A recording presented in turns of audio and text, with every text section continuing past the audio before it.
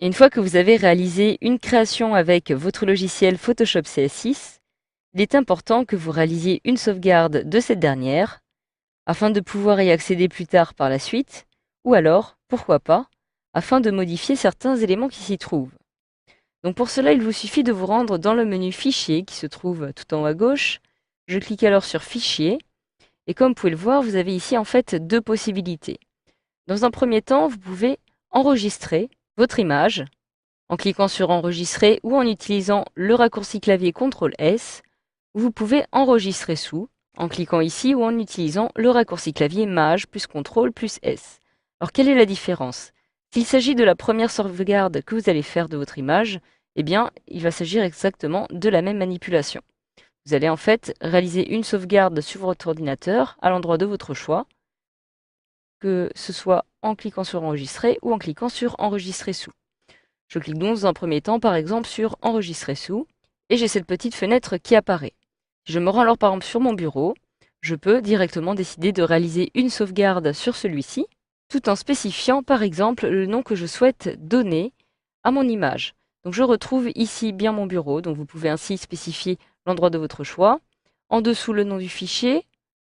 Alors je clique juste avant le point, puisqu'il s'agit de l'extension après le point. J'efface à l'aide de la touche retour arrière de mon clavier et je saisis alors par exemple fond d'écran.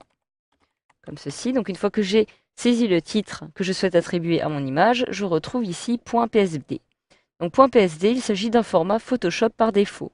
En effet, le format apparaît ici dans la liste. Si vous cliquez ici, vous pouvez spécifier d'autres formats, mais nous verrons cela dans une autre formation. Donc je conserve Photoshop et je clique maintenant sur Enregistrer. Donc j'ai ici une petite fenêtre qui apparaît qui me demande si je souhaite ou non maximiser la compatibilité.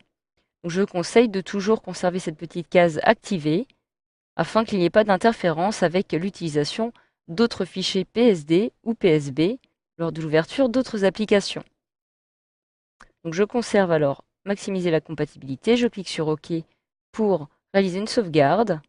Et je peux donc maintenant, si je le souhaite, fermer cette image en cliquant sur la petite croix. Je viens donc de la fermer de mon logiciel Photoshop. Je peux à tout moment la retrouver. Je me rends à nouveau dans Fichier, puis Ouvrir. Je retrouve mon image intitulée fond d'écran.psd qui apparaît ici sur mon bureau. Je clique une fois pour la sélectionner, puis sur Ouvrir, et je retrouve bel et bien ici mon image. Alors admettons maintenant par exemple que je souhaite la modifier. En effet, si je saisis par exemple du texte, donc je clique sur Texte, et que je saisis mon texte ici, je saisis alors par exemple Maison intelligente, comme ceci. Je valide mon texte.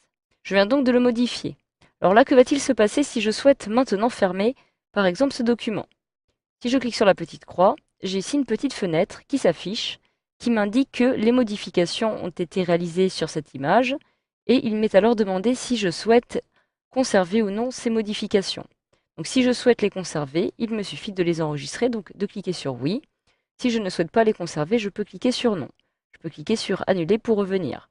Donc si je clique sur oui, je vais conserver, je vais enregistrer ces modifications, mais je peux aussi procéder d'une autre façon, donc en me rendant dans Fichier, et cette fois-ci, il me suffit tout simplement de cliquer sur Enregistrer pour valider les modifications.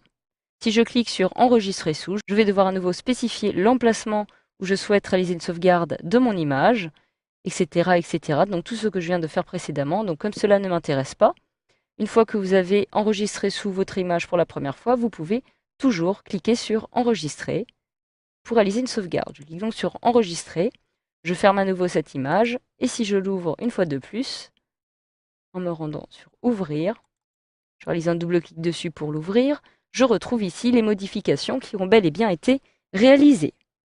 Donc voilà, grâce à cette formation, vous savez désormais comment procéder pour enregistrer votre travail sur Photoshop CS6.